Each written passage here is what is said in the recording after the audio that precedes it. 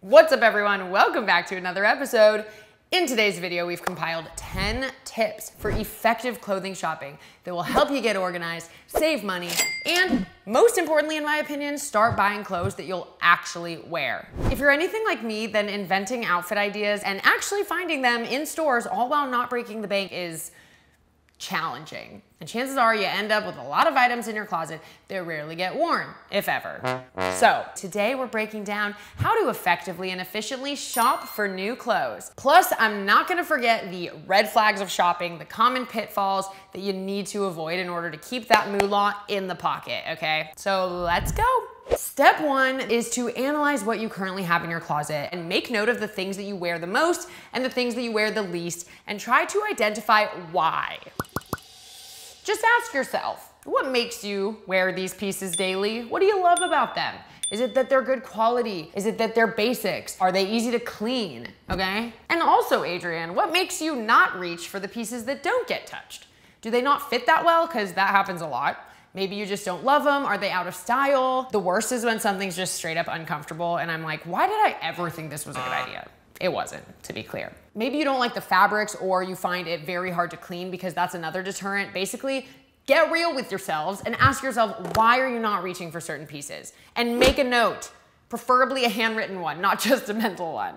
Another thing to look at is whether your clothes really fit your lifestyle, like your real lifestyle. You might think you want all these really cute business casual, like pantsuits, but you work at home and you literally never put on real clothes.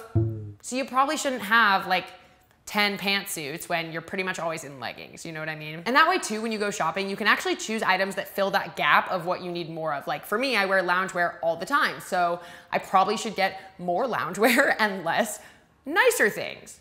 Also, another example, I used to have way too many sweaters because they're fuzzy and soft and I love them and they're amazing and they're cozy. But the truth of the matter is I live in Los Angeles, so it's way too hot to wear them outside. So no more sweaters for me. Essentially, take inventory of your wardrobe and get real with yourself about why you wear the things you do and why you don't wear the things you don't wear. This will help more than anything to inform your future purchases. Okay, now let's get to the actual shopping part. My very first tip for that is that we actually want to do some planning first so that we avoid roaming aimlessly through the mall with absolutely no clue what you're actually looking for, because not only can that be a waste of time, it can also just pull your attention to things that you definitely don't need. Sweaters. One thing that I like to do, this is not original, but it is so helpful, is just make a mood board. So like go on Pinterest, go on Instagram, and then I pretty much will compile those into a photo album, whether it's on my camera roll or just on Pinterest. Also, if you're ever having a good outfit day and you know what I'm talking about, and you just love your look, you're like, this is a goodie, take a photo of yourself wearing it so that you actually remember which pieces worked well together so that you can repeat it later. Or you can shop for variations of the same outfit. For example, I keep reaching for the same cardigan that works with almost every outfit and looks really good and is soft and comfy and flattering. So I decided I'm gonna look for it in other colors or get like other similar cardigans, because I literally keep grabbing it. So once you have some inspo, you've found some styles that you like, you're well on your way. But we're not done yet. So a good next step is to look at these photos and actually ask yourself, do you think this outfit will look good on you? Will you actually like it? And a really good way to gauge that is to picture the outfit on anybody else.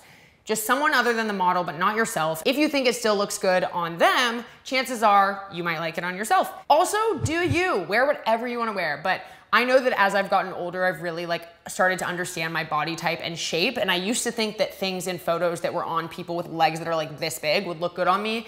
And they don't. It's just not flattering to my body type, so stop doing that. The point is, now I know this and I avoid getting those pieces. All right, so now that we have our mood board, we've picked out our favorites and we've pictured the outfit on someone else, we know that it'll look good on us. The next step is to deconstruct some of the outfits. So what pieces are required to make up this outfit? And ask yourself, how versatile are each of these pieces? Will you wear each piece a lot or a little? Because that can also help determine which things to eliminate from the list, which ones you maybe don't want to buy, or which ones you want to spend more money on, or maybe you want to get 5 of the same white tank top because it goes with 5 of your different outfits. That's for you to decide. This can help just kind of pare down the list, get more specific about which things you want to buy and for which price points. Whether you like to shop in stores or online, I highly recommend browsing online a bit before you go to stores to get a feel for what's actually out there. And this is so that you don't waste time in stores. You actually sort of have a feel for what's going to be there so that you can go in the store, try stuff on, kind of have a mission. We're on a mission here, right? So now that you have your inspo, you've deconstructed the outfits, you know they're gonna look good on you, you've decided what pieces you like, maybe you've made a list, it's time to shop. Congratulations, you've made it. Now, when it comes to actually purchasing clothes and avoiding buying things that you'll never wear, I want you to ask yourself these 3 questions before you ever purchase something. Question number 1, do you really like it, or are you just getting wrapped up in the latest trend, right? Would you buy this if it wasn't filling your social media feed? Number 2, will it actually work with what you have back at home? That's one of my biggest problems. I have so many different things in my closet that I don't know what to pair with. And question number 3, if the item was reduced in price, ask yourself, would you buy it if it was full price? Very important question here. If not, put it back. Think about all the things you've bought that were only $10 that you never wore. It doesn't mean you're gonna love it. And the whole point of this right here is to actually wear the things in your closet. All right, my next tip, remember that you don't need a lot of clothing to vary up your wardrobe. You do not need a bunch of different pieces. In fact, basics are the best. You can literally throw on anything with them. There are so many ways to switch up outfits that don't require a lot of clothing. For example, accessories and shoes, necklaces, whether it's dainty or chunky, earrings, sunglasses, hats, scarves. Like, there are so many ways to change up an outfit. You could literally wear the same pair of jeans with different colored neutral tank tops 6 different ways and look stunning. It's true. And finally, my last piece of advice is for when you get home. Just keep the tags on for a little bit. If you don't reach for it in the first week, you probably won't ever reach for it. Take that ish back to the store. Now, I sort of already touched on this, but I'm gonna touch on it again. The red flags of shopping. Pitfall number 1 to avoid, don't be tempted by the sales and discounts, okay? Really try not to be tempted, okay? It doesn't matter if it's only $10. If you're not ever going to wear it, you are wasting money. I also wanna mention that retailers do this for a reason. It's called lure of the bargain. And why do they do it?